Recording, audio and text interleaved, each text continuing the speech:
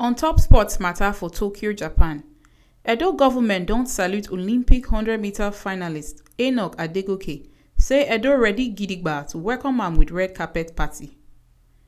The Edo state government don't summer praise for the outstanding performance of Olympic 100-meter athlete Enoch Adegoke. Him follow run the 100-meter race for the 2020 Tokyo Olympic Games. Right Honorable Comrade Philip Shuaibu come address we Tori people for Benin over wetin concern Adegoke.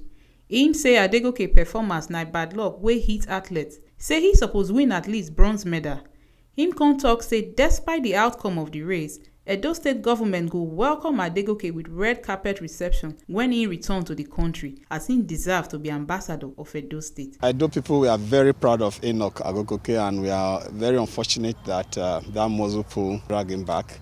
That was a medal hole for Nigeria. We were very sure that the least he will have gotten from that race will have been a bronze medal. That will have been the least because his takeoff was very good. Just by almost 40-50 meters, the bad luck that is going with the games caught up with him. Shuaibu talk say Edo people they very proud of Enoch Adegoke performance. Say he suppose get one medal if not for the muzzle pull wey can't happen. The incident wey happen for finals they very unfortunate as him take off na 40-50 meters before the bad luck come catch up with him. We go still celebrate him. Our own na to bring him come back as our ambassador and to also prepare him for other future activities. We also ready to check in medical condition so that wetin happen to him the last time no go happen again. We are very proud of him and he is our ambassador.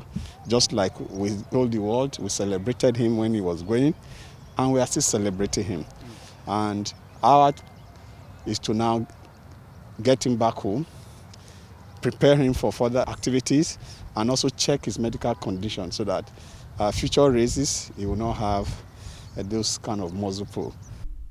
Oga Deputy Governor come still talk and say our people from the opposition don't reduce sports to politics. Say Edo people they proud of Adegoke even before the muzzle pull matter.